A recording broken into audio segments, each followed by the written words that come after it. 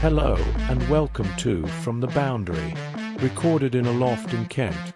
Let's see what these two idiots have to say this week. Before they start though, I must ask you to follow, like and repost all their amazing social medias. Search From the Boundary on Facebook, Twitter, Instagram and TikTok for updates and clips. Well, it's a bit different this week because Tom's called in sick. Still deciding whether to give him sick pay. What do you think? Do you think we should? No. He doesn't turn up. No. He doesn't get paid, does he? I think that's fair enough. But we put this interview in. I'm very nervous actually because one of the stories that you mentioned features me, which I'm quite nervous about. Doesn't paint me in a brilliant light, but I'm just going to say I was having a bad day. Mel Juniper's here. Kent, no, not Kent. W2 Umpire. Yep. Umpire tutor.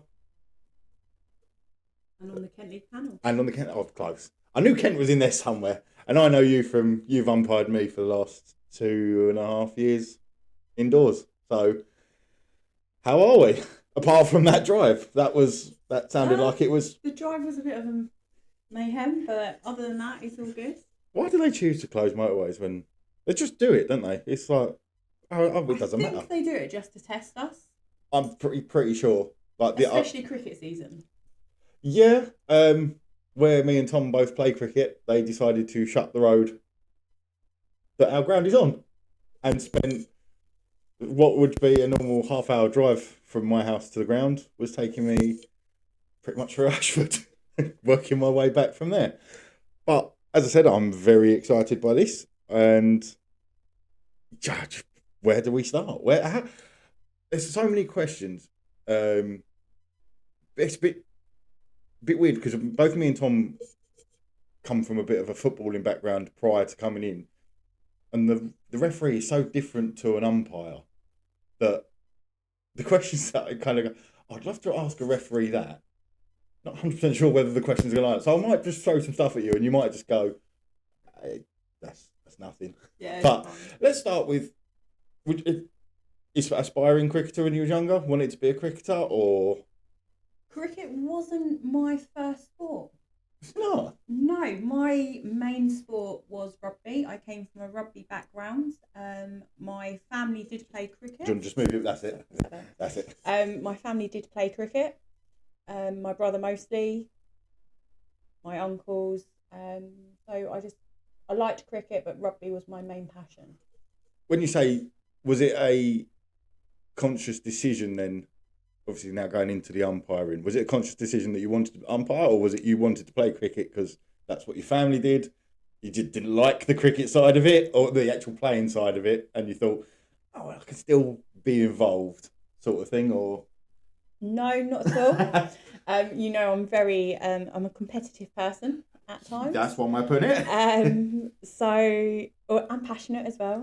So I do like playing, but I started umpiring and I became qualified as an umpire only because I did a lot of scoring for the cricket and I got very frustrated when I saw stuff going on where people were out and they weren't given out. So I thought to myself, I can't comment unless I'm willing to put myself in that position. Yeah, that's probably fair enough. We got qualified and yeah.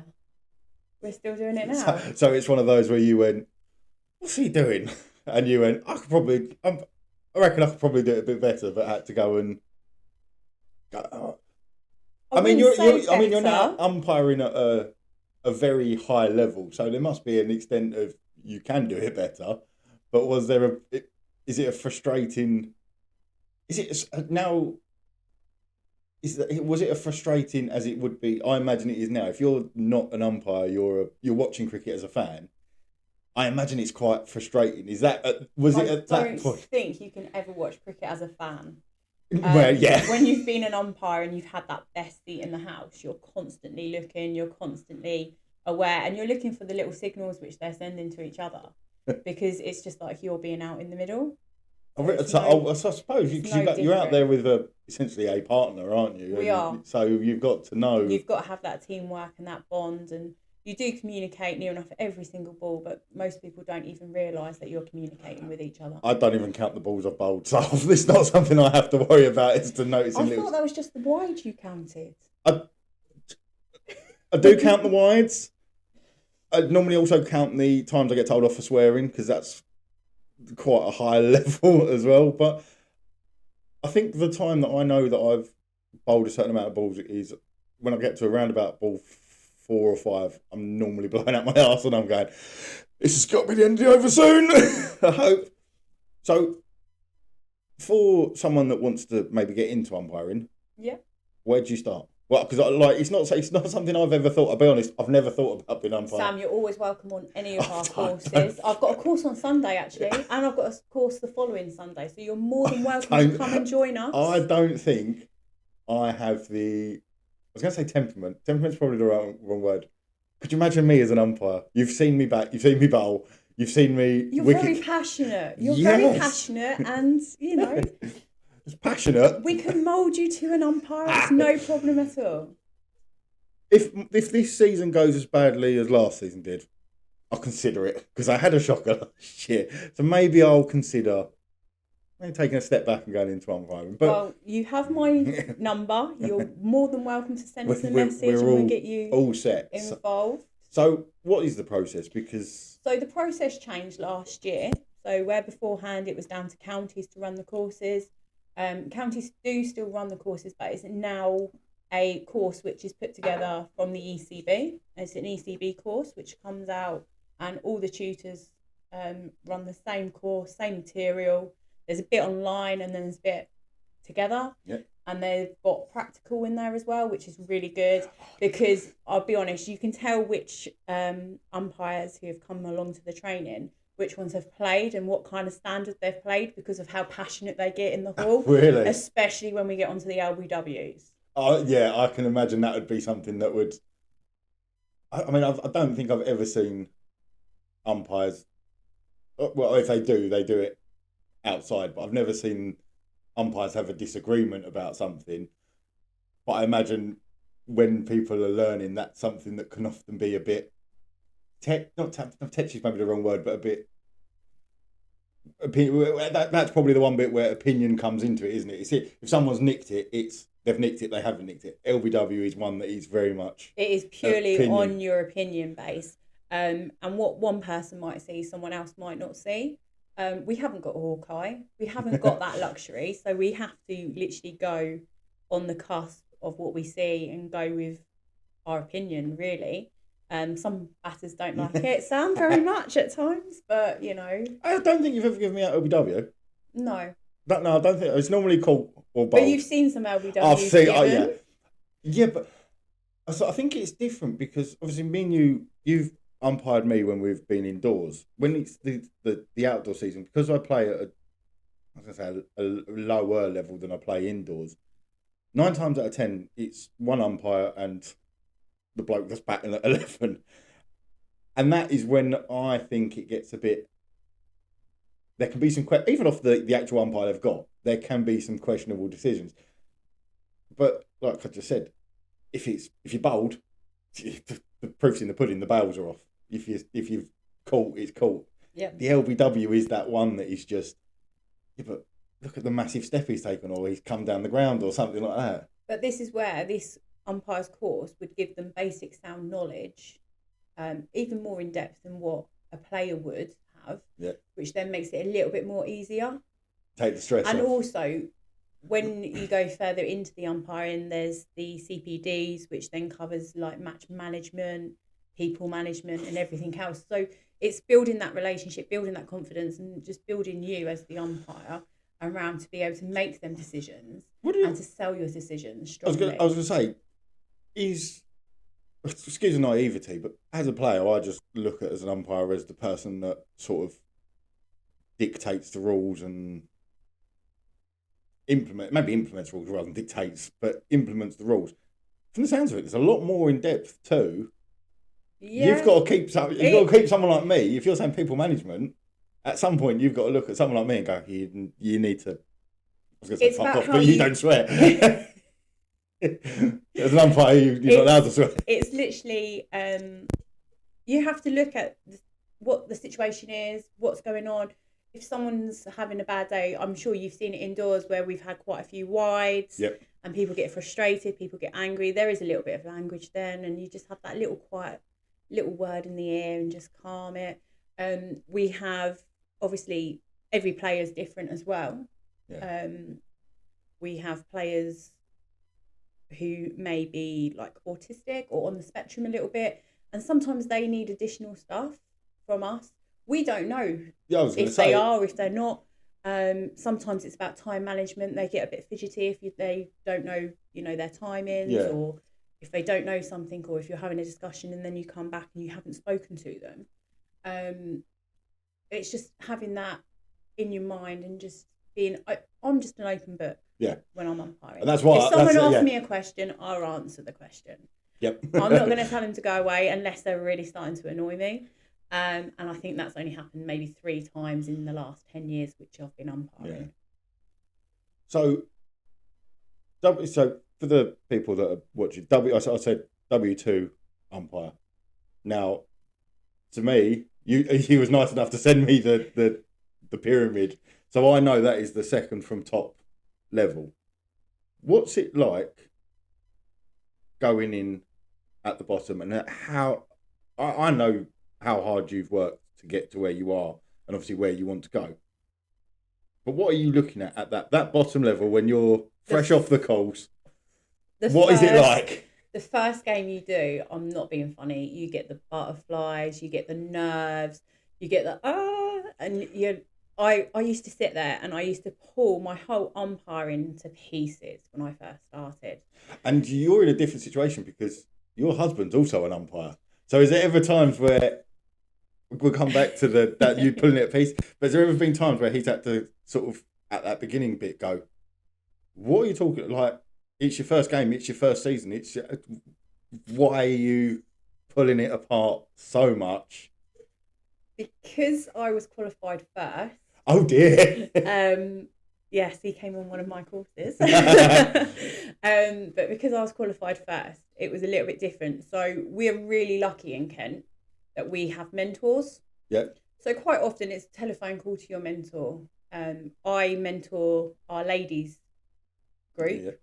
Yeah. So I have quite a few ladies on there who I do mentor, and they will pick up the phone, they will ring me up, they will send me a message, and they'll be like, what do you think of this, or what do you think of that? And I normally tell them, whatever you've gone for, I will never say it's wrong. Yeah. I can only help and guide you selling that decision in ways in which you want to do it. Okay. So going back to it, your nerves. Do you remember your first game that you umpired? I can, yes. Was there a level of imposter syndrome, or was it as soon as you, like, as a batsman, I'm a bag of nerves, sitting by the side, waiting in the corridor, I'm a bag of nerves. But the second I walk over that white line, it's a case of, it's almost like, while I'm over there, I've got imposter syndrome. But as soon as I get out to the middle, no, I know what I can do and I know what I can't White do. line syndrome. Yeah. Yeah. Being an umpire, you don't so much get the white line syndrome because you haven't got the passion in there. Because we're just there to make sure it's played fairly and by the laws of cricket and by the regulations. We don't really have an impact on the game as much because we're just there to judge like wides, no balls, everything else. So we just do the pure judging of it.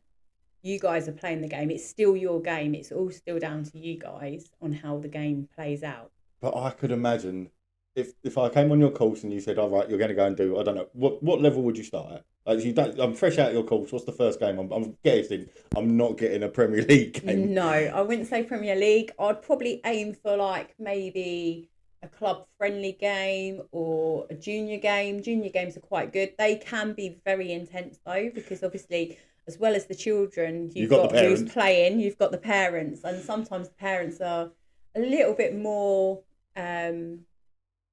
passionate than what the children are.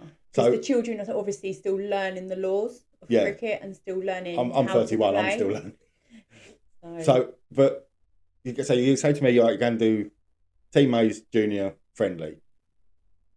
I'm going to be stood there. As soon as that first ball comes down, I'm going to be stood there going, right, I've got to put everything that has been taught to me somewhere in my head, just in case. Is there a case of that, or is it a case of you just go, they're going to bowl the ball, and what will be will be? In a way, yes. I'm going to be honest, that first ball is probably the most nervous time you are out there, especially if you have to give out someone on the first ball. That's always a little bit nerve-wracking, especially on your first experience. I find more indoors. So when I started indoors, I used to always go two. I always wanted to go second because I always wanted the other person to start the other person just in case ball. that happens. But now that I'm a little bit more experienced and a little bit more, I don't really get that nerves anymore indoors. So the last probably 6 years, I've always gone first. So far, you've not given me out first ball. No, not yet. We'll see. I think second ball last season, but that again was a clean bowl, so there's not a lot you can do on that one. So you're starting at your club junior, your friendly. What's the next step? Because obviously, I'm assuming that the final goal is things like the women's 100. Even I don't know whether, excuse the ignorance, the women's. For the men's, it's called the elite panel, isn't it? Where it's like we do have a women's like elite panel. Yep. So they are our W1s. Yeah, right. So that is the level above where you are. So they at the moment would do Charlotte Edwards Cup, Rachel Hayhoe Flint, 100. Yep. In a way. So it is progressing to there. But obviously everything's changing this year. We're still a little bit uncertain on what's going on. Yeah. We know that it's going to counties and it's going into tiers. Kent are lucky. Kent are in tier 2. Well, me and Tom had this discussion when it first came out, and I don't think it helped that they staged, and you're probably about to help us give us a bit more insight. But it didn't help that they staged that announcement, did they? They went, right, these are the tier 1 teams, and Glamorgan join. No, is it Yorkshire join next year? So you've got. There's 2 which are joining. Glamorgan's one of them. The following I think year. Yorkshire is the other one. I think it is. Yes. But they've made no announcement to whether there was going to be a tier 2, and we've seen. Is it the Southern Vipers that sort of cover this area, and they've lost a few of their players out to. The Vipers are more Sussex. I think who's the one that covers. South East Stars. That's it. They've lost a few people to the likes of Essex and Surrey, where they have got the tier 1. Yeah, they've lost one also up to. I'm going to get it wrong. Lancaster. I'm going to be honest. Me and Tom were very open and said we don't Lancaster. So it was where Thunder was. Yeah. So one of the girls has moved up there. So with the shake up, is it also a shake up? I'm taking it's a shake up for the umpires as well, because if you've got these tier 1 teams, then it's going to need to be a level of W1 umpires. In a way, it is really good, because it might mean this year I might get to spend a little bit more time at home, because Kent's obviously in tier 2. Yeah. We've got Middlesex in tier 2. There is. I think it's basically every other. Yeah, we've got a few around this area, which is tier 2. So that's plenty of cricket for me to keep busy during the summer, to be fair. That's all right. So you're in W2, you're tier 2. Is that the Blast as well? Is Blast included into that? Or is that more into your W1? It varies on what they decide to do and what competitions they roll out for which tiers. So until we know which competitions they're rolling out. And the ECB are famous for making decisions really quickly, aren't they? Obviously, you can't say a lot because you like your job. But they're famous for making quick decisions, as proven by, was it the Royals? However long that took for Hampshire. I think the ladies' side, will follow more what the men do. Okay. And then I think there may be extra competitions lower down, because obviously we've still got more like academies. So we're going to find that the girls who were all in like academies, they need cricket. Everyone needs cricket. Yeah. So I think it's going to build, and it's going to be good, and it's going to be more cricket for everyone with the tier structure. Which is what everyone wants. Which is what people want, because at the moment it's literally the county stuff's great, but it's all more lower level. Yeah. And then they go obviously up to the academies and then into the senior sides. And there's not a lot of cricket in that, really. So, again, excuse my naivety when it comes to the women's game. This Tier 1 and Tier 2 is more in line with the Championship and Division 1 and Division 2, isn't it? It's more in line with the men's. It's more in line with the men's game. They're trying to bring the girls in line with the men a little bit more, make it a little bit more fairer, because, us girls all do suffer quite a lot, So, actually, it leads on to quite an interesting question then. If they're trying to pull the men's and women's games in line with each other, is there a possibility that you being a W2, you could be doing that level of could you potentially be doing a Division 2 men's? Could you umpire in a Division 2 men's game? If they're trying to make it a bit fairer. Technically, there's nothing to stop me going for my M2 because I'm already an M3. So there's nothing to say that I couldn't put my portfolio together and apply for promotion to get onto the men's national panel as well. Yeah. And I can do both panels together then. It's up to me whether or not I would like to I suppose that would spread you quite thin, wouldn't it, if you're potentially... especially still having a young child at home as well. I don't think... I think Ian might divorce me in that point, to be fair. So, and I don't want to cause an argument, you're W2, where is Ian on that scale of... Is he catching you up, or has he found a level that he quite likes? On the W side, or on the women's side or men's side? Let's go on the men's side. Let's make it fair. Okay, so on men's side, I'll be honest, he doesn't do that much umpiring, so he'd probably be about an M5, M4. Okay. And like you said, you qualified first. You met on the course.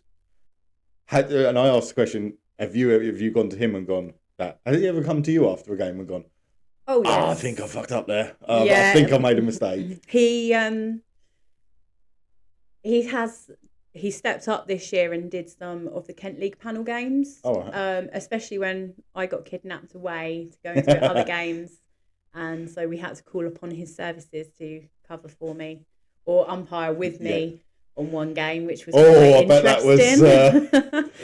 I think we might come back to that story, but I think we might have to on that one. But so he has come back and he's asked a few questions, and we just talk it through.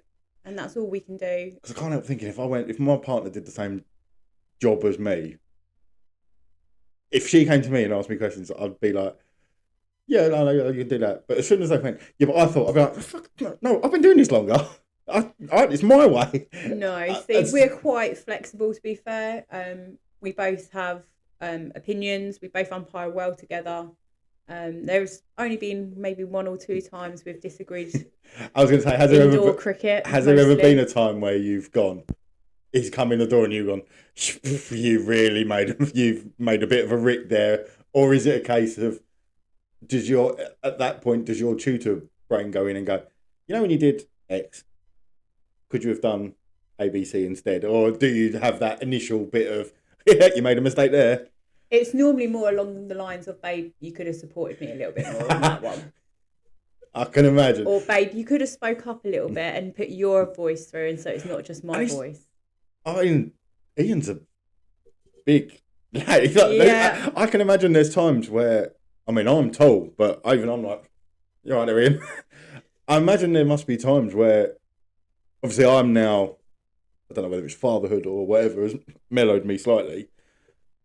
But there must be people that are my size that can be a bit more passionate. And I suppose that is times where even if it's not Ian, you do need your support of your other umpire to come over and be like, no, she's made her decision or he's made his decision.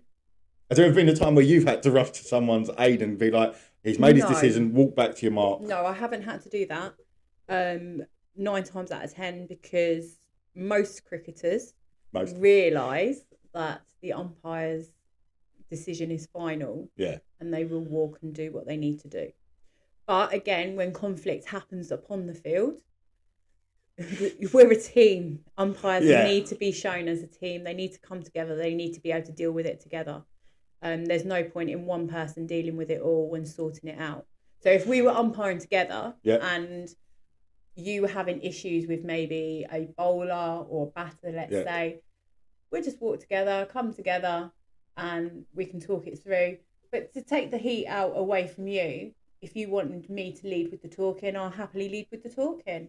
And vice versa. If they're aiming everything at me, I'd hope my colleague would then step in and say, actually do the talking and act as like the middleman to find some common ground and take the heat out of the situation. Because like you said at the beginning, as a player, I just, when it comes to umpiring, I just think it gets the ball 4 and you go, yeah, it's 2 left. But it is those little bits of, it is. Hang on a minute, right? There's something bubbling away. And do you think, when it comes to, as you said, you've umpired with Ian, is it easier that you umpire with him? You've umpired with him a fair bit indoors, obviously the one time this year.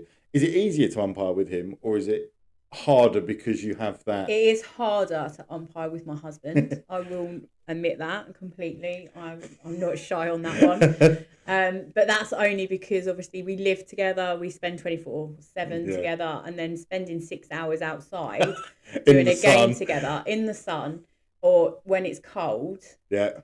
The game we did was quite cold. It wasn't very hot that day.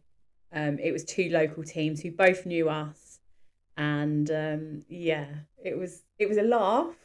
But I bet there was a few moments where a few moments where it was a bit like, just we drive home in silence this time. Is it one of those? No, we came in separate cars. There was no way I was doing that. Yeah. I can imagine, like, if you've just driven there and then 6 hours together, and then you go, oh, I really don't want to get in a car with you. And then is it a cheeky text over just going, do you want to get dinner on the way home? No, not at all. Not even that. No, it was. We had a 45-minute drive back, which is fine. It was more surprising on how the lads changed, because it was me and my husband. So where normally they're quite bubbly around me, they were like a little bit like her husband's there. We better not talk to her. Really? We better not say hello to her just in case her husband takes it the wrong way. So I'm trying to think back, because I think you and Ian did umpire a game for me indoors this year when I think it was a weird combination of one of you wasn't supposed to umpire, but the umpire's daughter's team was a player short, so he ended up having to play. Yeah. And weirdly, it wasn't until sort of, like I said, I can go a bit laser photo. I'm bowling. Yeah. And it was, I'll tell you what it was that sort of, I jolted my memory, was you gave me a warning for a back foot no ball. My back foot was getting close to the line. Yeah. And it was one of them where I went, what the fuck is over there? And you're right, it does come in, especially, like I said, I've known you now for a good few years. Known Ian probably about the same amount of time, but obviously not to say, I think you've umpired me more than Ian has. It was that. Yeah, but not. And he's bigger than me. No, he's a softie, really. I'm not going to say anything, because if he does umpire me, I don't want to be stood there going, yeah, I said he was a softie and he's going to give me out. I don't want that. No, he wouldn't do that. He wouldn't do that at all. So let's go. We keep jumping all over the place. You're back. You're at your first game, your first season with the juniors, the club friendlies. At what point are you thinking, what's next? Did you come out of that first course and go, I want to go straight on to the next one, or was it again you was looking maybe on at another game going, I'd probably do that one, and I could probably do the one above that and the one above that, or was it? We did the courses. I like education. I love education. I like learning. I like learning new things and ways of doing stuff. So for me, the education side was really, really important. So I did one of my courses, and I did the old style course where you actually did a written exam. Yeah.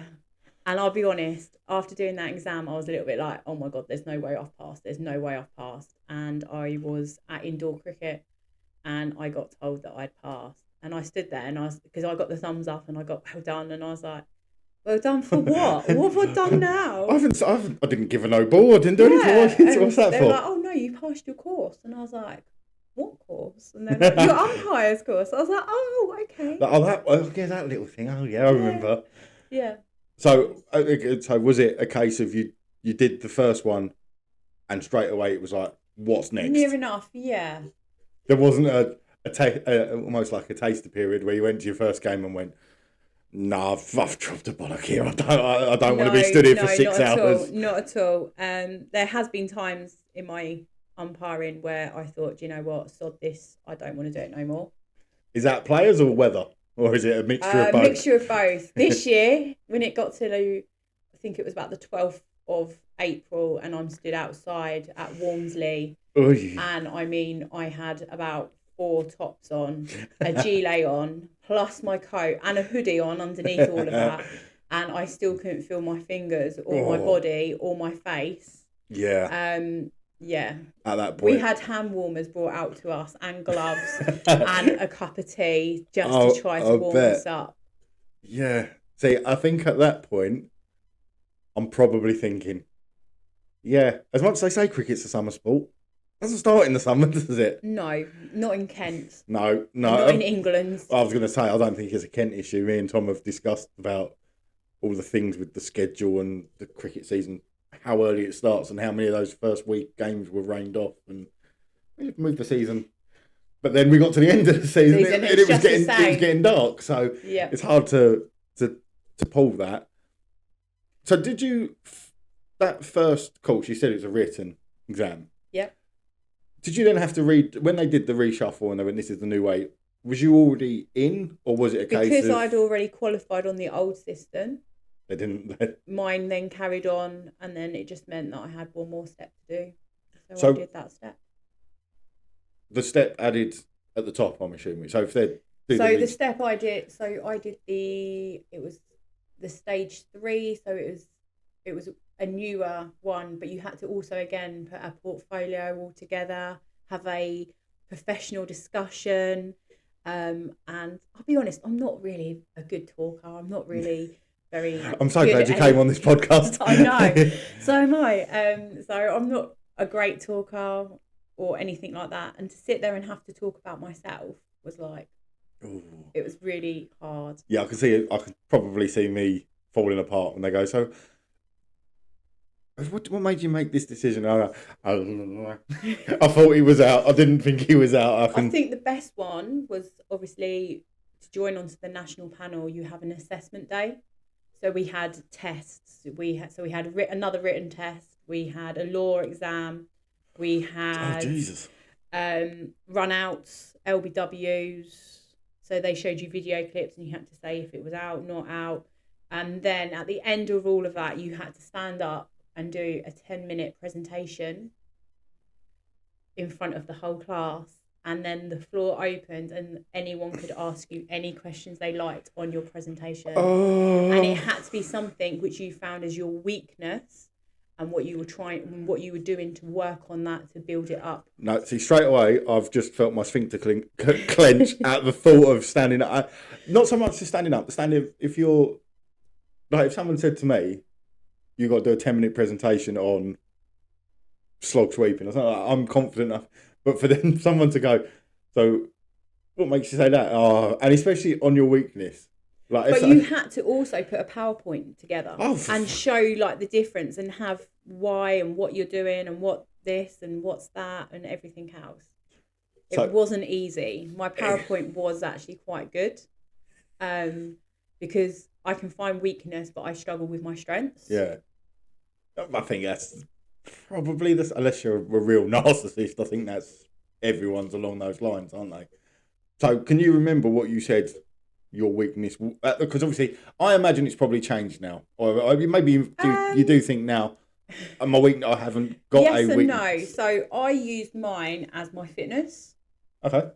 So I've spent the summer and I've spent obviously up until now still working on that, going to the gym, going swimming, getting a bit fitter. Is that for that little run you have to do in case there's a run out and just make sure you're in the... Completely. You I know what it is. You don't want to be that one. You know when they go on the 10 funniest moments and there's always... Are you on about the one who falls over? He's running backwards, isn't he? And he falls... Yeah, that's Ian, when we stood together. You're joking. No. Oh, I didn't realise that was Ian. Yep. So when we umpired our game together this year, he was going backwards to move out the way of the ball to go into position for a run out. And the next minute, I'm at square leg and I'm on the floor laughing because he's literally completely fallen over, stacked it completely. And he's 6'5". So he's not like he's got a little way to fall. He went down like a sack of potatoes. And it was that, because the video I've seen, the video sort of goes and it's that. That's exactly how he went down. Exactly the same as that video. And yes, it was fabulous. I was going to say, I bet the teamwork between the umpires gets on hold while you're laughing and going, I can't check on him in a minute, but I need to make sure that I can breathe. One of the lads did ask if I would like to go and check on him, and I turned around and said he's big enough and ugly enough to look after himself. He'll be fine. And then when he got home, he was like, could you run me a bar? I fell over. No, not at all. There wasn't at all. Not at all. He wore it like a champ then, didn't he? He got reminded of it because obviously most of our games are all live streamed. Yep. So our son was sat at home and he watched it, and so he sat there and he crucified Ian about it. I bet there was ever a text going, Dad, I've just watched you completely stack it on the live stream. I'm guessing so, but because I don't take my phone out, yeah, and Ian doesn't take his phone out. No. It's when you get back into. I was going to say, you get back in the changing room and you go, I'm not reading them. I'll read them when I get home. Yeah, there has been times when I've not bothered looking at my phone, or I've put it in my bottom of my bag and switched it off because I'm like, do you know what? I'm not talking to anyone today. I deal with that. I need a glass of wine, and I'll deal with that tomorrow. And a glass? I need a bottle of wine, and I'll deal with that tomorrow. More like a bottle of gin, to be fair. Oh, is it? Oh. Well, that's it's gin. How many bottles would Ian need to get through? Don't tell me he's a lightweight, because you're completely ruining this illusion that he can beat me up. No, he can drink. Ian can. I was going to say, you're going to ruin the illusion that he's going to beat me up. If I say something, he'll beat me up. No, she said on the podcast, you're a softie and you can't handle your drink. No, he can't handle his drink. Here's his more beer though, so he'll just sit there and knock back a few beers and then he's fine. And then he's really ready to talk about. It was the shoes. It's the shoes. What was the excuse? Was it the shoes or the grass? I think he said it was a rabbit hole, to be fair. But those well-known ones. But I stood there the following week, and I couldn't find any rabbit hole, but I could find a nice indent where he obviously where he went down. The roller, not quite. The roller hadn't quite rolled it out yet. So, W2 now, W1 next, or hopefully next. What is the end goal when it comes to? Are you obviously Did you say you've done finals day? Am I right in thinking you've done? Yeah, I've done indoor finals. You've done indoor finals at day. Lords. Jesus, I've done under 13s and under 15s girls final at Lords outdoors. Yeah. So yeah, I've done quite a few finals days. I've done club 2020 finals days. They were at Walmsley as well. So is it a case of now? As you said, you've got a young family. That next one going on to the possibly doing the 100, that could really take you away. I don't think I've got a Facebook camera. I don't know, they're giving some whopping great big hats, don't they? Yeah, but can you imagine me trying to keep that on my head? I like my baseball cap. Yeah, there is. Well, no, actually saying that, the men do get given the baseball. I assume the women must get given the baseball caps. I'm not keen on them big caramel hats because they just fly off my head. They don't stay on. Yeah, but you got to think of it as one of those. Are you one of those players that sort of will chase it around the ground, or are you like a Stuart Broad where if it falls on the floor, you just put your foot on it and go, you can't go nowhere? No, I'll just let it go. Yeah, it could go. It could go for miles. I can get a new one. It'll be fine. Yeah, it'll be fine. No, I wouldn't be chasing it. But okay, so let's say the 100 last year. I don't know. Did you? A lot of the games seem to clash with when we were playing, so I imagine you was probably umpiring. Was you watching the 100 going? Oh, maybe just once. Would I like to? I know. Obviously, you said you've been at Lords for the indoor. You've been at Lords for the. But is it a case of like Edgbaston or Trent Bridge or an Old Trafford where you think, do you know what?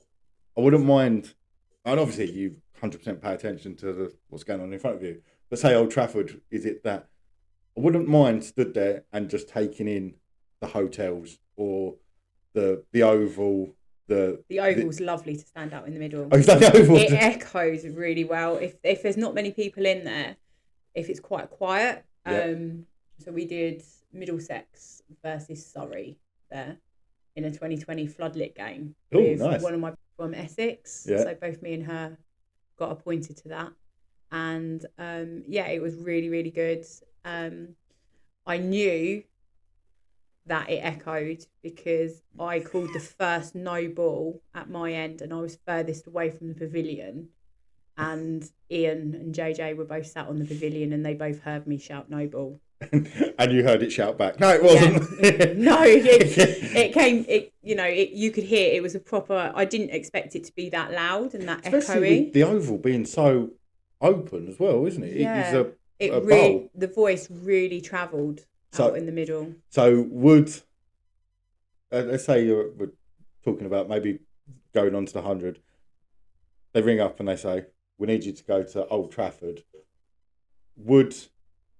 Would that be enough to go? Yeah, I'm going to do it. The thought of umpiring, maybe not Old Trafford. Let's take one of the tests. Oh no, Old Trafford. If I get a telephone call to go and umpire anywhere, 9 times out of 10, if I'm not working, then I'm going. Yeah, I'm not. So what would be a ground then that you haven't done that you'd like to go and? I'll make it easy for you. In the UK, not anywhere, because I think Edgbaston. Would you? That's Birmingham, so yeah. Not that far, is it? It's not that far, no. I've done most of the local ones. So I take it you've obviously done Canterbury. Yep. Lords. Yep. Oval. Yeah. You've done Sophia. Is it Sophia Bowl down in Southampton? No, I haven't done Southampton one. I've done Hove. That was the one I was thinking of. So I've done Hove. So yeah, probably Edgbaston. So I take it Chelmsford. Yes. For Essex. Me and Tom have discussed several times how weird that is because it's just on the corner of 2 main roads, isn't it? Yeah. And then they go. And you've obviously got the river as well. Yeah, doesn't it? It literally they just lose lots of balls in them rivers. Well, it's the same as it was an England game I watched. I think it was was it in the Australia series? It was the last one of the summer. And is it Glamorgan that has the river running directly behind? And they're literally like, yeah, that one's wet. Oh, he's got hold of that one. That one's wet. And like Liam Livingstone's just putting them out of the ground for fun, going, yeah, we're not going to be using that ball again. No, I think even at Essex, I think they went through like 2 boxes of balls in one. Jeez. Because of them all landing in the river. Okay, now I've got a question that I've really... Because I've now got someone I can actually ask. Go on. When we lose a ball, we've got the big wood, you've been Sheldridge, we've got the big woods down the side. If we lose a ball in there, they literally just come out and go, you've got the choice of that one or that one. And we go, well, that looks newer, we'll use that. When they come out with those boxes, and what are you looking for? We're looking for a ball of like to like. So that's why the umpires will take possession of the ball quite a lot. So fall a wicket, we want to have a look at the ball. We want to see what condition the ball's in. If we want to get together and have a talk, we want the ball again so we can have a look at it. So by keeping an eye on the ball and what state the ball's in, when the boxes come out, you can have a look and you can get a real feel for which one actually matches. You see it a lot with, obviously internationals are probably a bit different. Do the players get a say in that? Obviously, a bowler's going to want one that's a bit shinier. Technically, no, because it's a ball for like. In the laws of cricket, if you lose a one ball, it's for like. But could they turn, if you turned around and went, that's one like for like, and you give it to the bowler and the bowler goes, I think that's too soft or something like that. Is there a discussion to be had there, or is it a case of, as we said... Higher up, possibly, not up. It's not at Kent League. It's that or the game's over because that's all we've got. Not at Kent League. I'll be honest, Kent League, we don't have tons and tons of balls spare. Yeah. Most clubs will come out with a box. Some clubs come out with 1 or 2 balls and that's it. So you just have to make that choice of which one would be the best ball to carry on and to keep it fair. We've seen it a lot with again, the internationals, you see them, they'll go to an umpire and they go, it's misshaped, and they put them through those rings that I think no player or fan understand, because you watch them and they go, it's gone through that one and it's gone through that one, we can't play It should that go one. through one, but it shouldn't go through the other one. Right, now I know, because I watch it and they go... One says in and one says out. So the one which is in, it should sit in. Yeah. If it falls through, then obviously it's not thick. It's mishaped. The one which is out, it should fit through as well. Okay. Well, that makes it a bit easier for me as a fan. And also, sometimes you get it, and if you look at it, you can actually see there's a nice egg on it. Yeah, I imagine. It depends who's been hitting the ball. No, and where it's landed. And where it's been landing. But has there ever been a situation where you've done that and you've gone, yeah, that ball's misshapen, it's gone, the seam's gone, or something like that? You've come on, and let's say the ball was doing absolutely nothing. And then all of a sudden they get it in their hand and it's going round corners and you've gone, maybe that wasn't as like for like as I thought. No, because if you think of a cricket ball, the more you play with the ball, so the more it bounces into the hard surface, comes off the bat, gets hit in the air, goes round again, and obviously maintaining the ball, shining the ball gets warm. Yeah. So a warm ball will play different to what a cold ball would play. I suppose, so you've got to think of it that way as well. That's good. Get out of course. We haven't got warmers to sit the balls on to make them warm for. Maybe that's something you should bring in, like like the Formula One blankets on the tyres. No, as long as I can have a blanket. If it's really, really cold, I don't mind. You're not fussed.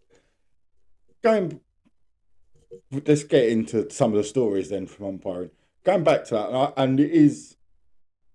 They say about it in the commentary, and I imagine I'm not the only fan that does get annoyed when 2 overs in, they're going to the umpire going, I think that's misshapen, or it stopped swinging, we want that. Has there ever been a game where you've gone, you keep coming to me, and it's going through the hoops, can you just get on with it? No, not really, because every time we come together, obviously, it's clock off, so we'll look at the time and be like, oh, it's, and come together, and we're making that decision together. If it's getting a bit beyond the joke, it's a little quiet word. Guys, look, the ball's fine.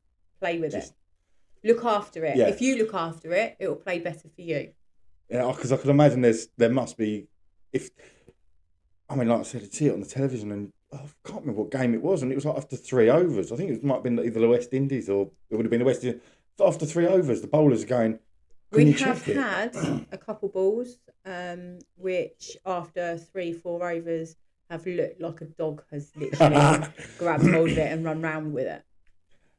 But again, they're machine manufactured. They're not sewn by hand anymore.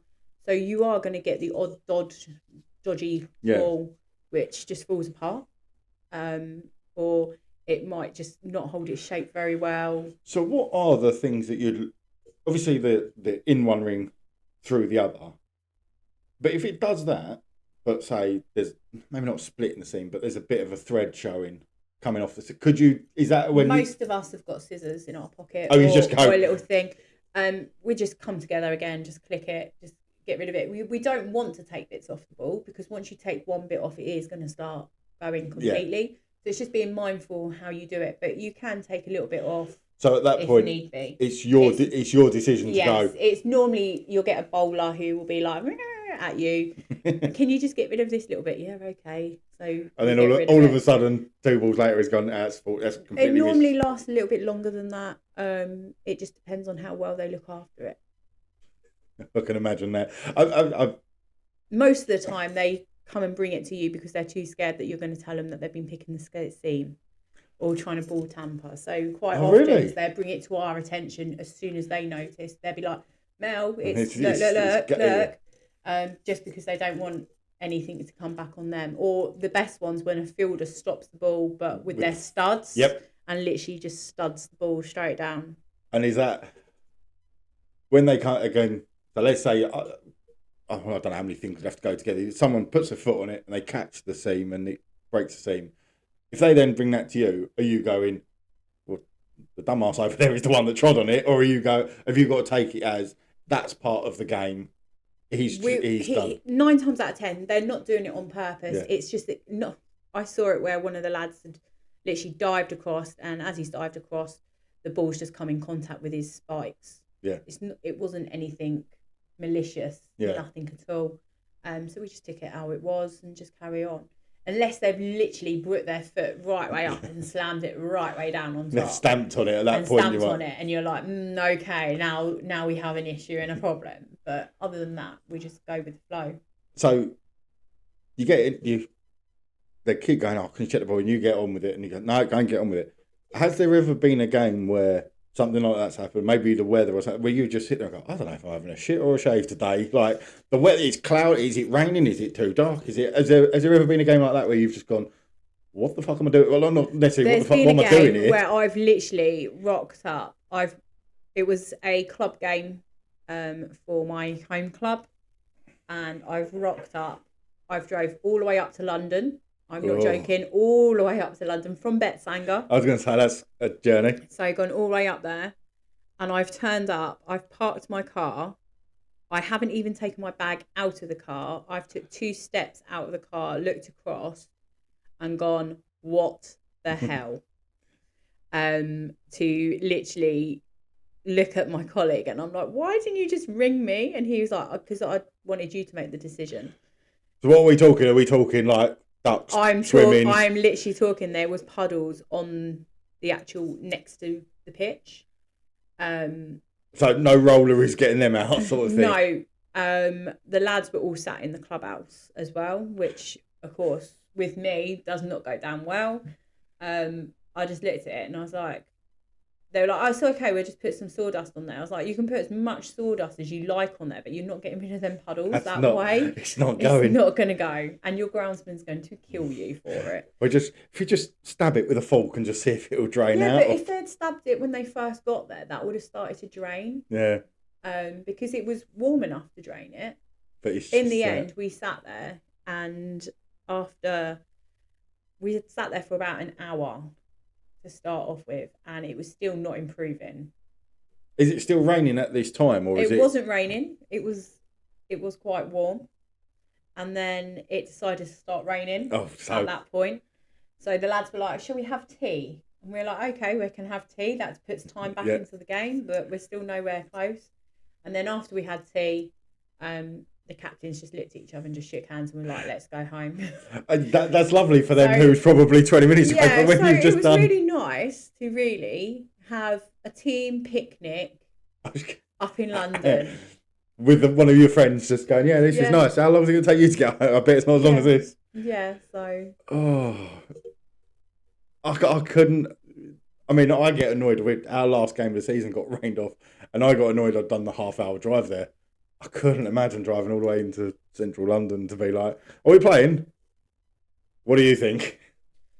It was bad. It was wet, very wet. And yeah, you weren't going to get any play in at all. But they wanted us to go up there and have tea with them, which was quite nice. I bet that was quite nice. Have a drink in the bar. I bet that was quite nice. Is there... And the reason I asked this question, and it ties into the weather semi. The lighting rule. Off. You're not catching me out there in lightning. No, not lightning. Sorry, lighting. Oh, okay. So they take one reading whenever the umpires decide it's possibly on the cusp. This is how I see it from a fan's point of view. That is then when the umpire goes, if it drops below that number, we're coming off. But we saw it with Sri Lanka, one of the days where they went, it's too dark to come off, and by the time they'd walked to the changing rooms, it was like, brilliant sunshine, all come back out again. That's a hard one. We don't use that in the Kent Do you not? League. Is it just No, we just have to go by judging people's reactions. If we can pick up the ball, there's certain grounds which, once the sun is starting to go down in certain areas, that ball is literally impossible invisible, to see. Is it? But we do a good job. We still carry on and keep out just the way just another layer as the sun's gone down. But no, that's more higher up, and it would be their call. What's your opinion on that then? Do you? Because the one thing I've never understood is how Sky describe it is literally the second they take that reading, that's the reading for the 5 days in a test. That's the reading for the 5 days. drops below. Is it some? Because me and Tom, I think, have had this argument. We're gone. A little bit of common sense is the needed. thing is that with everything, the sun moves around the ground, so you're not going to get the same reading constantly throughout the whole game. You have different things. You have factors of obviously massive hotels. You have objects in the way, everything else. So if you take Kent, for example, when the sun starts coming down behind the thing, you can't see anything. But we have got the floodlights as well. So if they've put the floodlights on early enough, it does help. Yeah. And it does make you last a little bit longer out there. But it was just that, as I said, the way me and Tom saw it was it's dropped below it in the middle of the day because the cloud has gone in front of the sun. Could you not just go, right, the wind is taking that cloud, give it 2 minutes, just... Kent League all day long, we're staying out there. I bet. We're staying out there. Unless we can't see the ball, unless we class it as dangerous, we're staying out. So have you ever had, I think it's now referred to as a Chris Wokes moment, where you've had to go to a captain and go, like, we want to stay out for as long as possible, but you can't bowl fast. It's just on that cusp. No, I've been quite lucky. We let them just carry on and get on with it. Do you want to go and put a helmet on? Yeah, it might be an idea. Cause... most of them all come out in helmets anyway, so it's not too bad. Learn to duck, is it one of the... It's more us umpires learning to duck. I was going to say, because, I mean, I can't remember, I don't think it was Ian, but I've seen a few close calls indoors at the square leg umpire. Is that... I've always thought that wrongly. I know it's wrong, but as I said, at the level we do it, the only communication we have with the other umpire is it one to come, is it two to come, or whatever. Yeah. The square leg umpire, I bet that must be danger money involved in that one. No, not at all. Would you say that's more or less? It depends who's batting. I'm going to be honest. It depends who's batting and it depends who's bowling. There's certain bowlers and certain batters in the indoor bit. I am happy to stand at square leg and I'm happy to stand off the wall, closer to them, blimey. Because I know that ball's not going to come anywhere near me. But then there's a few oothers who I'm a bit like, can the ball go further back, please? Yeah. And is that the same outdoors? Outdoors, would you? Because I know, again, we go back to it. There are videos of the umpire at the bowler's end copping an unfortunate one, I think is the phrase that's used. But 9 times out of 10, it probably is more the square leg ones in the firing line. Is there ever a time where you've gone, I'd really, really, really rather be stood over there than stood where again, it depends on who's batting. It depends where the sun is. It depends what I can see in the lines. So if the sun's behind me or in front of me and it's reflecting off them lines, that's blinding. Yeah. So I will then change to the opposite side.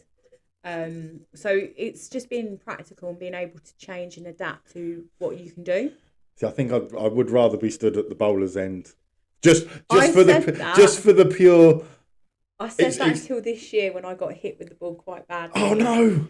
Yes. Did you jinx it by going, I prefer to be at this end, and then it happened, or was it one of those internal monologues where you went, afterwards you went? No, it was later on in the day, and this young lad I've umpired since he was like an under 12, so he really didn't mean it. The ball's come out of the bowler's hand. His eyes, he's a really good batter. He's just smashed the ball back. The bowler has literally put his fingers on the ball. I've moved because you can see it coming. I could see it coming, so I've moved. But where it's then hit the fingers, it's then gone straight and hit me straight in the stomach. Luckily, though, I managed to stay on my feet, and I was just like, "Yeah, I'm fine. Let's get on with the game." And the boys were all a bit like, "What the hell?" Inside was you going, "Don't cry, don't cry, don't cry." Not at all. Obviously from playing rugby for years, I'm quite a hard nut anyway. It was just when I got home, literally, and I was getting changed into my pajamas, and my husband Ian looked at me again and was like, "What happened to you?" It was caught all on video as well, so I have got the video. You'll have to send that so we can put it at the end of this. So people can see which does show the ball coming back quite hard. But no, he was like, "What happened to you?" And I was like, "Oh, I got hit with the ball." It was the next morning when I woke up, and my whole stomach was literally black the whole way across. Yeah. It was literally, you could see the seam line of the ball, everything. Yeah, because I mean, I've had a few. I had one. I can't remember if it was in nets. Came straight back, and for about 3 days, I had the seam mark in my hand. Would you?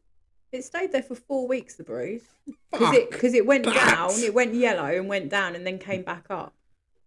Yeah, no. So that. Yeah, it weren't good. There was. Well, this was before we videoed, but one of the first.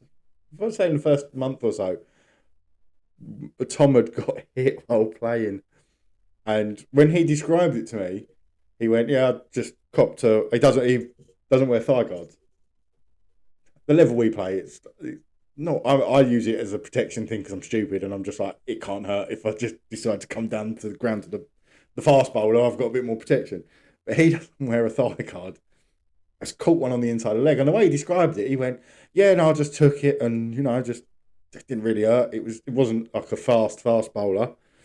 It came in the first episode, the episode we recorded afterwards, literally from his knee up to there, and he's got shorts on, and I've spent the whole episode just going, fucking hell."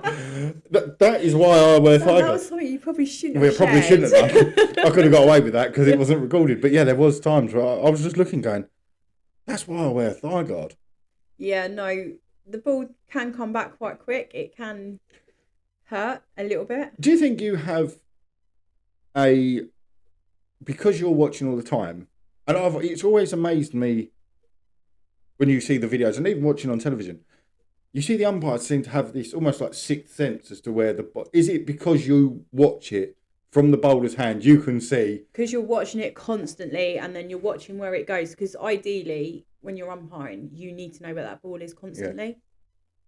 Because the last thing you want is it behind you and someone throw it in and it hit you in the back of the head. Yeah, I bet that would. So it's always just being aware where the ball is constantly. So you're constantly looking for where the ball is. You're constantly looking to see if it's gone over the boundary. You're looking to see if it's been caught fairly in the field, everything. So you're constantly watching. So do you think that's an experience thing where if you see how early do you reckon you could tell the ball coming out of the bowler's hand? You could have a rough idea as to where it's going. On that one, which I got hit, I knew that was coming straight back. As soon as he landed his feet and he let go of that ball, I knew it was coming straight back this way.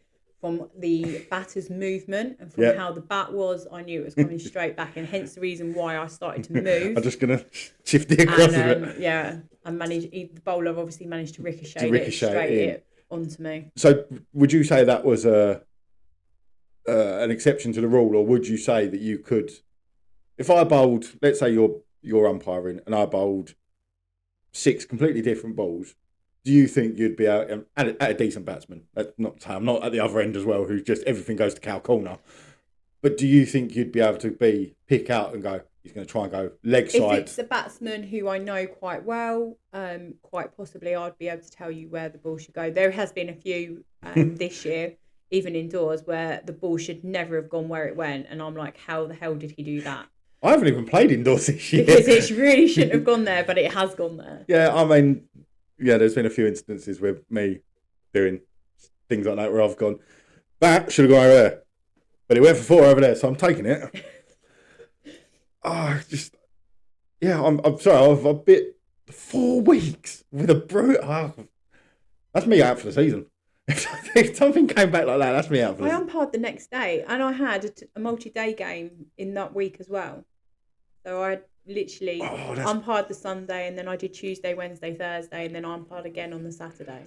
Yeah, and again on the Sunday. You're brave facing that, aren't you? It was fine. It's just a bruise. Yeah, no, but the bruise normally means there's something behind it that hurts. Yeah, it's just a bruise. You just get on with it. You man I feel like I'm being told off now. You just man up and just do it. I feel like I'm being told off.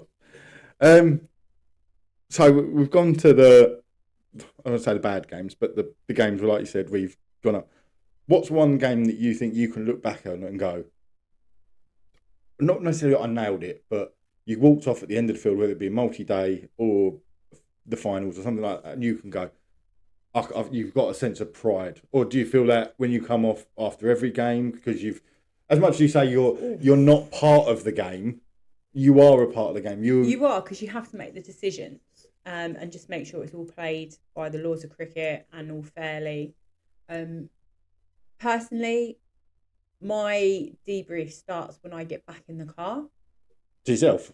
To myself. I won't do anything whilst I'm there. I will fill in the match report. I will fill in whatever bits of paper I need to fill in. I'll talk to captains if they want to chat. They can come and have a chat. I'm quite open. If you want to come and chat to me, come and chat to me. If you don't, just bring a bottle of gin. Bring a bottle of gin. Yeah, bring a bottle of gin. If it's been a bad day in the office, bring a gin over. No, it's fine. So we'll have a little chat. Everything's fine. And then I'll get in the car. I will put one song on first when I get in the car. It depends on how my day's been. If it's been a rubbish day, then it'll be something which is like really screaming music, basically. Yep. If it's been a quite good, chilled day, it'll be an upbeat, nice kind of sing-along song. Give yourself 4 minutes. And then whilst that's on, I then start going through in my brain what I think of how I performed, what happened, is there anything I need to take away? If there's something I want to revisit later on, sometimes I know out on the field there's something I want to look at or I want to recheck something over. So I do have my little mentors book, which is a little blue book in my pocket, and I'll just scribble down what over it was, who was bowling it, who faced it, and then I can look back on live stream to see what it was. What you did. What it was. If it's something I really don't know, then I'll always revisit it and have a look. I think looking back on my games does help. Yeah. And looking back on some of my decisions also helps. Sometimes you still kind of go with what you can see. Other times it can be a little bit like, oh, actually, was that right or was that not right? I'm not sure. Let me send that to one of my mates. What do you think of this one? Well, Mel, what have you gave it as? I've given it as this. And they're like, well, we can see that as well. Or I'll be like, what do you think of this? And they'll be like, oh, that's this. Yeah. And you're going, oh, I didn't say that. Is it? No, not like that at all, because it's a learning curve for everyone. Yeah.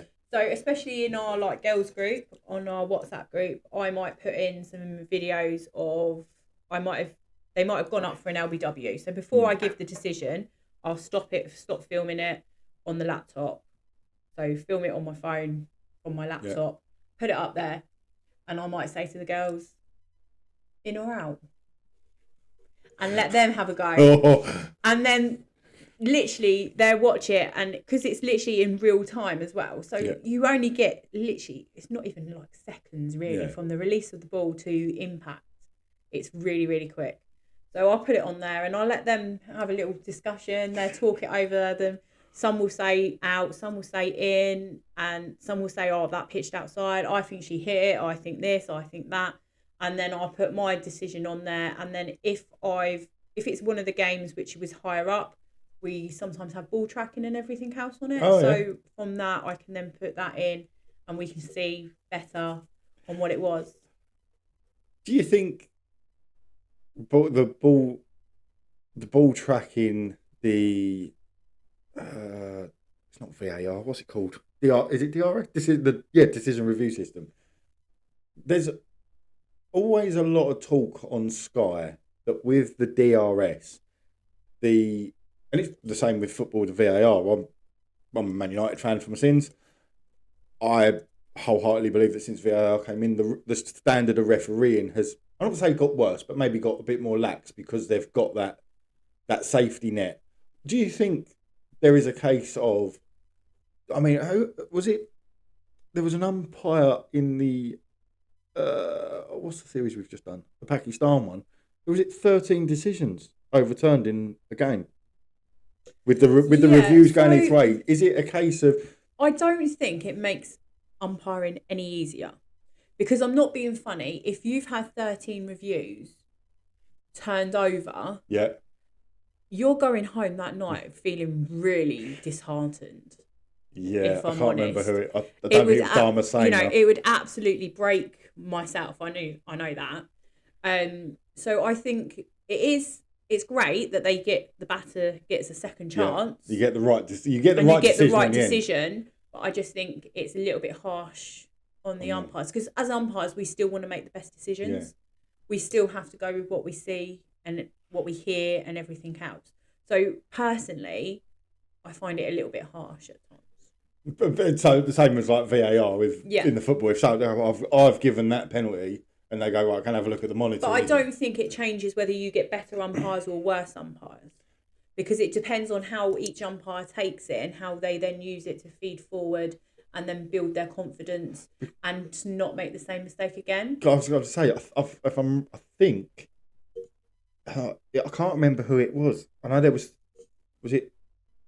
I know it was Damasceno was one of them, and it was the one who he was in the second test was the third umpire, because I listened to a lot of those games I was listening to in the car, and I was getting fed up with his voice because I kept going to the reviews and I'd like to see this tracking.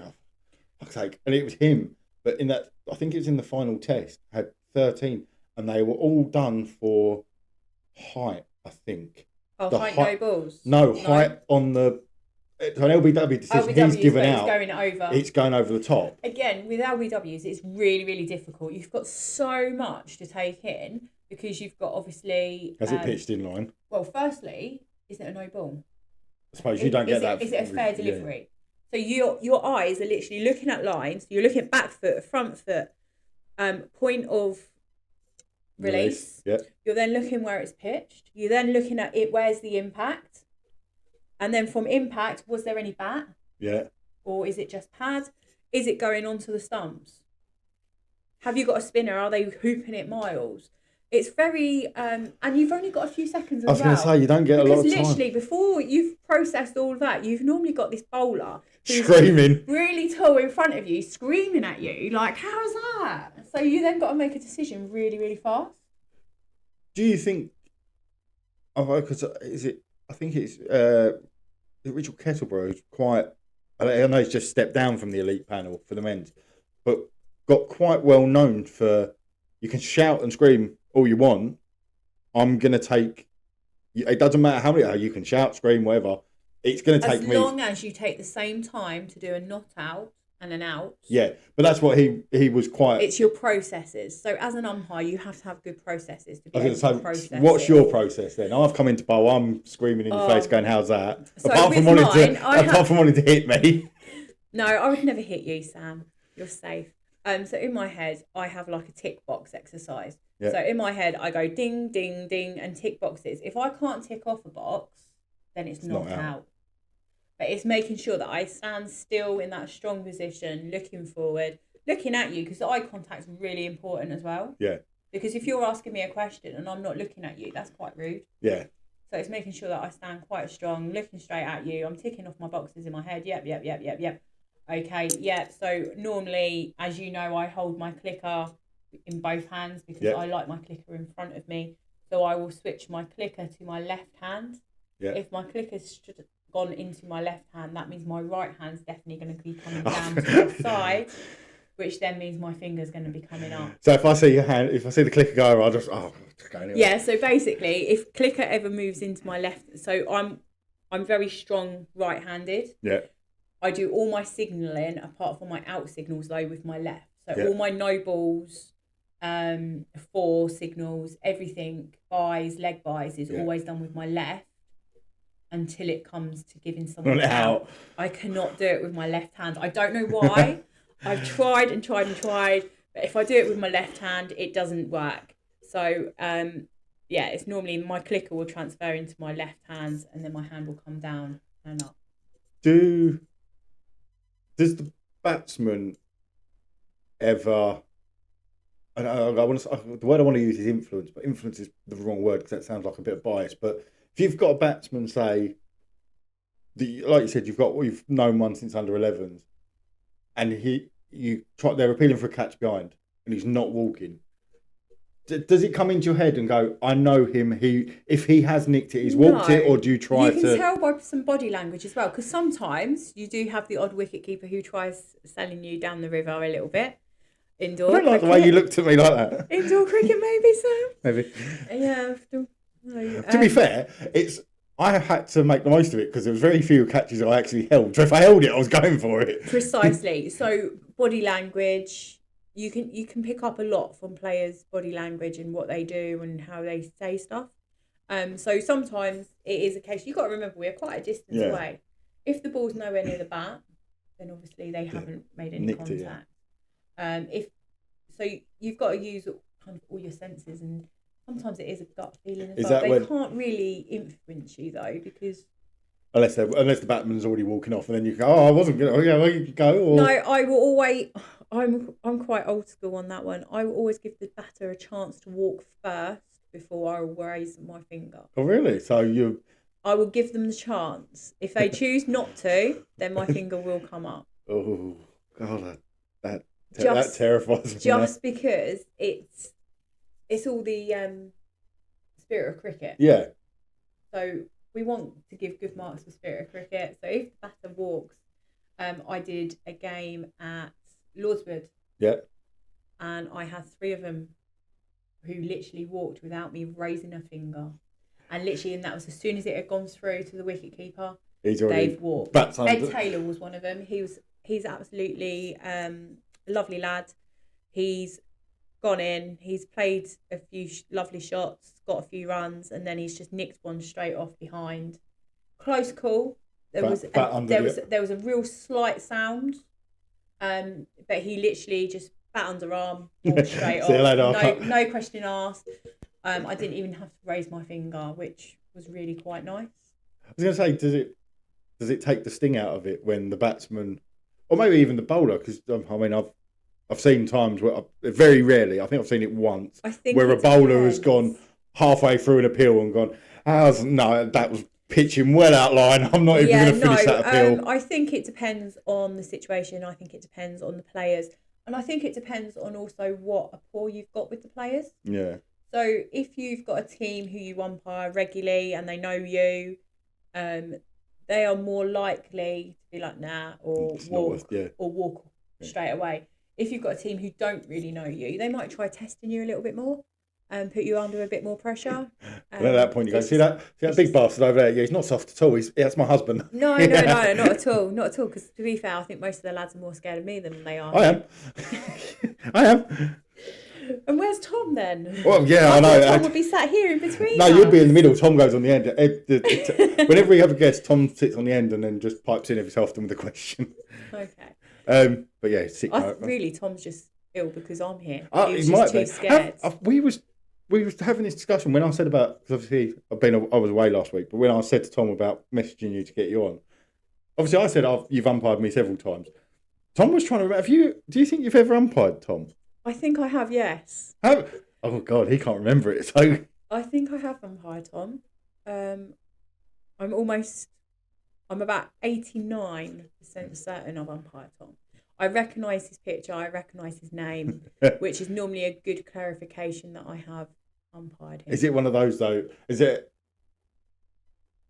like obviously my bit different? We have that 2.5 years, however long. But do you ever think?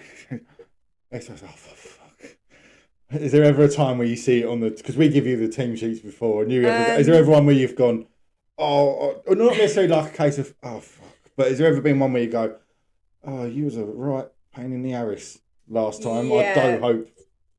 But again, it's a different week, different situation. I love how you're playing it with the straight bat. Yeah, I have to. So there is a few players who you get their names on the team sheet, and you're like, okay, so I might have had to report this one like 2 weeks ago. Let's see if he behaves this week.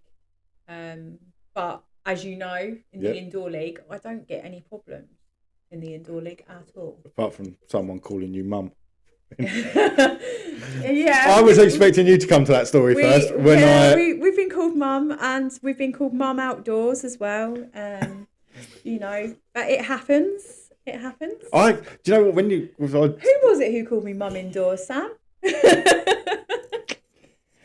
It was me, and I think it was. I can't even remember. I was trying to think when I texted you before saying give us a few. I know what it was. It was the case that you went to call me Mel, but Mel didn't come out your mouth. It came out as mum. But I'm trying to think why I probably would have been. How many is there left? Because obviously not last year, the year before I was captain indoors. No, I think it was middle. I think you were batting at the time. Oh, God. You were asking for middle, Oh, God. and I was like, yeah. I would have probably wanted the ground to have swallowed me up. I think you did, because you looked very embarrassed. And when you came down my end, I was like, look, don't worry about it. It's cool. It happens all the time. But I am only 36, so I definitely weren't old enough to be your mum. So Mel is Melissa, not Melanie. And it's definitely not mum. Definitely not mum, unless you're JJ, obviously. Well, of course. If he called you Mel, I'd be like... When I'm umpiring, he calls me Mel. Have you... does he play cricket? He does play cricket. Have you had to... well, I say have to. Have you been... Yes, I have had to umpire him a few times. So has Ian had to umpire him. And so he knows that when we're umpiring and we're in our umpire's gear, it is Mel, Ian. If he calls me mum, if he calls me dad... If he calls you dad? Well, if he calls Ian dad, he doesn't get any... We ignore him and we won't answer him. See, I'm now thinking I've got an 18-month-old who, obviously, I'd love to get into cricket. I mean, I don't know if I bought him his first Man United kit, and I think that might have done some potentially permanent damage to him. So maybe getting him into cricket, not the best. But if I ever was in a situation where I'm what do you think you're talking to, sort of thing? No, see, we have it because obviously where I do a lot of cricket and I umpire a lot, they do. It's just that respect. Yeah. I'd rather him call me Mel, and it also looks better in front of other teams because otherwise, him coming over going, "Ma'am," it really doesn't look right. What about the other way when you go, JJ, have you done your homework? And he goes, no, Mel. No, at home it's mum, dad, but when we're at cricket, anything related to cricket, even if we're coaching, because we're both qualified coaches as well, so even if we're coaching cricket, it's always Mel, Ian. Ian's terrifying, so I don't want to get that wrong. So, we're coming to the end now. What's season's 3-4 months away, is it? Yeah, it's not long, April. So you've gone over with season's ended, gone away, you've done whatever you want to go and do in your time. What is now is getting you geared up? Are you going to go away? Like you said, you've been doing your swimming, you've been doing your gym work. You carry that on, or you got are you now looking at your training courses, maybe even getting the books out again and having a bit of a... So for me at the moment, I've got 3 courses all coming up in Kent locally, and soon, obviously 2 in the next few weeks, and then I've got 1 in February. So doing them helps keep me engaged. Yeah. We also have our Kent panel meeting where we go through some bits. We've got our WhatsApp groups where questions go in WhatsApp groups. So we're constantly keeping up with our education, keeping up with everything going on. I will quite often, we have a book at home which is full of scenarios, and so every now and again we'll throw a scenario, it will go on the fridge. Hello and welcome back. Before we start this week's podcast, we need to discuss our Patreon. Sam, what is our Patreon? Our Patreon, Tom, is patreon.com/FromTheBoundaryPodcast. And on Patreon, it means that you can support us. We sound professional because we messed it up the first time. And how much does our Patreon cost, Sam? Our Patreon is £5 a month. And for that even, oh, fucked it up, I'm not restarting. For that, you get these episodes that you're listening to now early. So rather than getting them on a Monday like everyone else, you can get them on a Saturday. You also get a discount on merch, which we haven't started yet. But when it starts, you'll get a discount on merch. There's also going to be extra episodes. We're going to probably aim to do 1 a month, potentially, probably. And we give you priority when it comes to contacting the podcast. Excellent. Thanks, Sam. Any other questions about it? Not for now. So, to reiterate, patreon.com/FromTheBoundaryPodcast for just £5 a month, which is less than a pint in most places, isn't it? Basically, down here it is, yeah. Basically, buy me and Tom a pint a month, and then we'll be very happy with you. Thank you. Back from cough break. Yeah. That was an emergency break. If you're just wondering why, for the first time ever, there's an advert in the middle of the podcast, it's because Mel had a bit of a coughing fit while answering that question. And the worrying thing is now, that was only 2 or 3 minutes. I've completely forgotten what the question was. It's what I'm doing to prepare for the season. That's how interested it was. Yeah, so we put it up on the fridge and then all three of us will have a go at answering the question. I feel like that's something that me and Tom would be atrocious at. So, obviously JJ's only 11. He has a go. Ian has a go. I have a go. And some of the answers can be a little bit like, really? Well, is that from you and Ian, or is that from JJ as well? Mostly Ian. Oh dear. So, you're gearing up. You've got your scenarios. Is that just to keep the cogs turning? Yeah, it's to keep it going. Obviously, I do a lot of indoor cricket as well. Yeah. That helps keep in touch with everything as well. We have, obviously, we normally have national panel meeting where we do some training in classrooms where we have to drive up to Leicester and do that, yeah. That's a long old drive, isn't it? Nice weekend away. I was going to say, I suppose that takes peace and quiet. That takes the sting out. Yeah, JJ, we're not going to be here this weekend. Yeah, you're going to Nan and Grandad. No, Ian don't come with me. I'll go on my own. Oh, you don't even take Ian with you? No. So when you do that thing, do you bring that back to Ian and go, yeah, you might want to just have a quick read of that? Yeah, sometimes. No, we Ian's really supportive and he helps quite a bit. No, that's good. So I don't really pay attention to the rules, to be honest. I just know that I have to bowl six and hit sixes. Is there anything rule-wise that we need to maybe be aware of for the new year, or is that not the new season, not the new year? Is there anything that you're looking at and going, I reckon that's going to possibly catch out someone, or is it just more tweaks? No, it's normally all tweaks. It's not too bad. If you think we had the concussion protocol come in, yeah, we've had what else have we had come in recently? Throwing the ball back at the batter. Yeah, that's an interesting one. It is very interesting because it depends on the situation. Because it was what was the one in the women's game? Yeah, and she got done for it. Was it five? Is it five penalty yeah, because runs? it's shown as a level 2. I don't know what level 2 means. So it was shown. They did it as a level 2, which is basically they reported the player. Oh, really? For her conduct for throwing it back. Was it was it South African lady? I can't remember. She threw it back, didn't she? And it was a case. Did she hit the player, or did the player?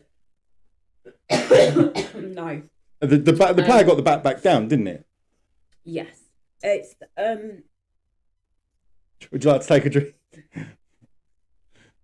This is all admin that we normally do on pod anyway, so. Don't normally make me talk this much. That's the problem, Sam. I do apologise. So there's a lot of factors you have to put into it. And so was the batter in or out of their crease at the time? Because she didn't move, did she? At no point did she look like she set off. So because she hasn't moved, it's seen as pure aggression. Where if she had moved forward, like in my game at Lordswood this year, it's a bit more. It's maybe a valid throw. If they're outside, they have the right to put down that wicket. Oh, so because they're out of their ground, they're gaining an advantage by being out of their ground if they're going to steal a run. So, because she wasn't an opener, was she? Was she a 4 or 5 that the ball was thrown back at? Had that been, say, the common, I was going to say analogy, but is the higher up the batting order, normally the further you stand out your crease, like you find openers, 2s, 3s will stand maybe on the line. Most of them will stand and then out. As you get down to the tail end, they're normally back on the stumps. If it had been, say, an opener who was maybe on the line, does that then get taken into consideration because it's maybe stronger batsman's the wrong word, or batswoman, should I say. I like them to be a good that much out, really, to be fair. If they're out of their ground. I'd start that far out. But again, I will also warn the bowler, I'll speak, a little quiet word back to the bowler. If you're going to throw it back and they're inside the crease, make sure it's wide. Yeah. And not at them. It was. And it's just being mindful with them. It's just having that attitude and just... being proactive. I was going to say, is it because there's an interview that was done with a football referee who had along the same lines of going, the times when he felt, well, I was going to say more under pressure, but maybe had a worse game, was when he came off the pitch going, could I have dealt with that sending off? Could I have nipped that in the bud? Would you say that's a moment for you where you everyone feels exactly the same in all sports? You always, the last thing you want to do is report a player. Yeah. But if the player needs reporting, you have to do it. But sometimes you think, if I maybe stepped in a little bit earlier, I might have been able to sort that out quicker. Yeah. So it's all swings and roundabouts. You can always do the whole, oh no, I should have done this, I should have done that, I should have done this, I should have done that. But until you're actually in that position, you don't know, do you? Oh no, I just thought it's quite interesting. my final question, okay, and I'd like it from an umpire's point of view. We're saying about the different. No, you weren't now. No, I definitely was. From an umpire's point of view, now we're going back a year now. The Johnny Bairstow in the Ashes. Take the England cap off, which I imagine is quite easy. Being an umpire, you can sort of maybe disassociate. As a fan, and I remember exactly where I was when it happened. We were playing away at Raynham, and I'd literally just walked round Raynham's lovely ground, isn't it? You just literally walked around that clubhouse, and I think it was Tom actually came up to me and went, "You won't believe what Bairstow's just done." And when it was described to me, when I read it on BBC Sport, it was like well, hang on a minute, it don't seem like it's played in the spirit of the game. And then when I watched it back, I went, Bairstow, you absolute tit. What's, from an umpire's point of view, because obviously that got very, very heated. You're on about when he's moved out of his crease. He's walked out to crease, you thought it was the end of the over, and Alex Carey's... they've taken the stumps. From an umpire's point of view, if you're looking I'm going to throw this back to you. Oh, crap. So what one word do you look for us umpires to call? Over. So unless you've heard the word over, you don't go anywhere, do you? No. Well, I normally go to square leg, but yeah, I'll make sure I'm still behind the line. You know, it's a case of you listen for it, but also we, as umpires, we have to deem whether or not it's over. So for us, it's when the ball is classed as dead. That's when we can call over. Because that was the argument, wasn't it? Sort of from the England point of view, was Carey had it in his hands, and it wasn't just... So he's the wicket keeper. So one of the things which says that we can deem the ball as dead is when it's rested with the wicket keeper and there's no further action can be taken. So, because I'm now trying to rack my memory as to, it wasn't instant, or it wasn't an instant throw. There was that little bit of a delay, but it wasn't enough of a delay for you to go, oh, you've taken the piss. Again, most people would wait. Oh yeah, I do. Wait because I have a habit of being out my crease anyway, and having to make my way back. So, from an umpire's point of view, you're looking at that going along the lines of what most English fans afterwards went, which was, Bairstow, you've been a bit of a tit there. Without using that language, you've gone near enough. You've been a bit of a silly boy. If you know it's going to be over, you wait for the umpire to call it, and then you can start moving. Is that? And I know I said that was the final question, but I've now got the follow-on question. Go on. That situation where you said the ball's dead, and you can call over, is that purely down to the umpire's discretion? So if he takes that ball in his hand, and because to be fair, a lot of wicket keepers take it in the hand and it's straight to first slip. I know so in that one, it's gone to the wicket keeper's hands. He's now passing it back round to the bowler. That ball's dead. There's no further action can come from that ball. Yeah, but because he's taken it in and hasn't, he's sort of. Mate, and I think, have you watched the test document? I have watched it. I've watched many clips on it. And Alex Carey says it's Pat Cummins' idea and says just have a look because he does go for a wander. Yeah. Is it in the spirit of game, really? Would you want to get a wicket that way? Personally, I wouldn't. I wouldn't want. I think so you can see it two different ways. The Ashes are on the line at that point, aren't they? Really, with Bairstow. High competition, always wait. Yeah. It is what it is. We can't change it. Yeah. He was out of his crease. The wickets were broken. Yeah, all the rules are over there. weren't caught. Yeah, all the rules are there.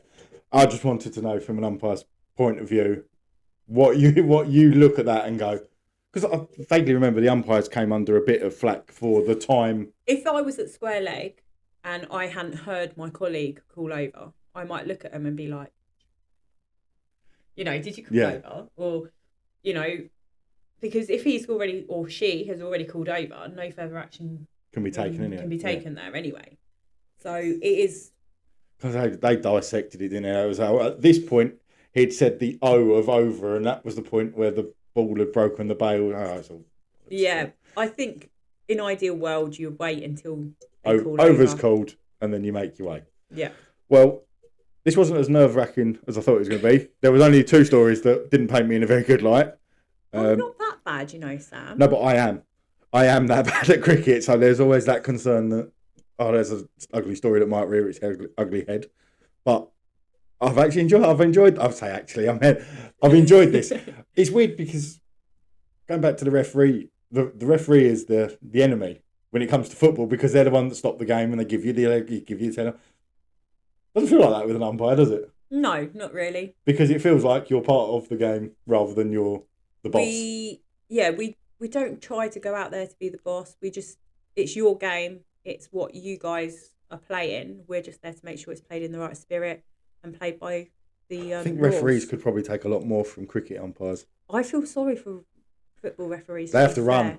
No, it's not even that they have to run. It's more, there's not the respect there so much as what there is for rugby and for cricket, to be fair. So, do you want to promote your courses that you've got coming up, so we can try and, the courses are if me and Tom might come along just to try and get an idea. Yeah, so we've got all courses going on. They're all on the Kent Cricket Community webpage. Yep. And you can book on through there. Lovely. Well, thank you very much for coming on. I really appreciate it. I hope the traffic isn't too bad for you to get back. Hopefully not. And we can, I'm sure when Tom's feeling better, I've no doubt we'll probably want to get you on again because he'll want to hear all the stories as well. So thank you very much for coming. No worries. And we'll see you next time. See you next time. There we go. Sorry about my coughing. That's all right.